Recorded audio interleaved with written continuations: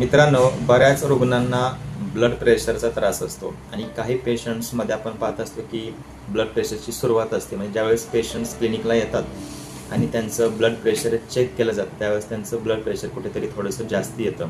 120-80 हे normal range असते blood प्रेशरची. तर याच्यापेक्षा जर थोडंसं जास्त आलं म्हणजे 130, 40, 50 किंवा खालचं जे ब्लड प्रेशर आहे ते 90-100 जर आलं आणि त्यांना जर आपण सांगितलं की तुम्हाला तुमचं ब्लड प्रेशर थोडंसं वाढलेलं आहे, तुम्ही काळजी घ्या, आठवड्यातून 2-3 वेळा चेक करायला या.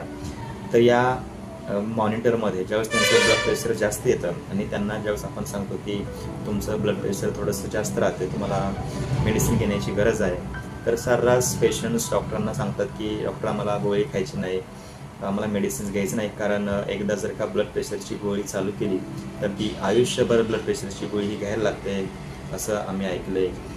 तर जरूर ब्लड प्रेशरची गोळी जर जास्त असेल तर घ्यायला पाहिजे, परंतु जर इनिशियल स्टेजला जर ब्लड प्रेशर वाढलेलं असेल तर ते आपण विदाऊट मेडिसिनने कसं कंट्रोल करू शकतो. तर नक्कीच आपण ते कंट्रोल करू शकतो.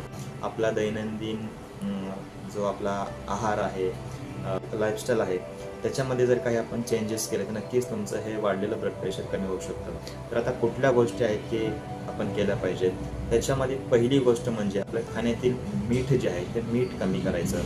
एखाद्याला जर वरून मीठ घ्यायची सवय असेल तर बिलकुलसुद्धा मीठ तुम्ही वरून घ्यायचं नाही अन्नामध्ये. मिठाचं प्रमाण तुमचं जेवणामध्ये थोडंसं कमी करायचं, कारण मिठामध्ये सोडियम असतं आणि सोडियममुळे तुमचं जे आपल्या बॉडीमधील जे पाण्याचं प्रमाण आहे ते कुठेतरी वाढतं, वॉटर रिटेन्शन होतं आणि त्याच्यामुळे तुमच्या ज्या ब्लड व्हेसल्स आहेत, रक्तवाहिन्या आहेत, त्याच्यावरती कुठेतरी हे दाब येतो आणि या ब्लड व्हेसल्सवरती दाब आल्यामुळे त्याच्यामुळे नंतर ब्लड प्रेशर वाढायला लागतं. त्यामुळे मिठाचं प्रमाण हे अत्यंत कमी करायचं. दुसरी गोष्ट म्हणजे रोज मॉर्निंग वॉक. तुम्ही 30 मिनटं जर रोज मॉर्निंग वॉक केला फास्ट किंवा जर रनिंग केलं, त्याच्यामुळे सुद्धा तुमच्या हृदयाचे जे ठोके आहेत ते व्यवस्थित होतात, ब्लड सर्क्युलेशन व्यवस्थित व्हायला लागतं आणि त्याच्यामुळे तुमचं ब्लड प्रेशर हे कंट्रोलला येतं. काही पेशंट्समध्ये आपण पाहत असतो की ओबेसिटी असते, वजन जास्त असतं आणि याच्यामुळे सुद्धा काही पेशंट्समध्ये ब्लड प्रेशरचा त्रास होतो. अशामुळे या मॉर्निंग वॉकमुळे, चालल्यामुळे त्यांचं वजन नियंत्रणात येतं आणि ह्याच्यामुळे सुद्धा ब्लड प्रेशर कमी येतं.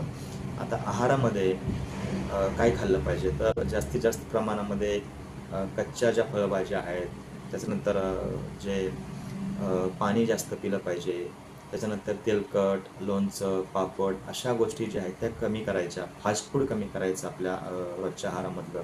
या अशा गोष्टी नक्कीच आपण केल्या पाहिजेत. त्याच्यानंतर ताणतणाव असेल, स्ट्रेस असेल तर ताणतणाव थोडंसं कमी घ्यायचा, स्ट्रेस लेवल कमी करायची.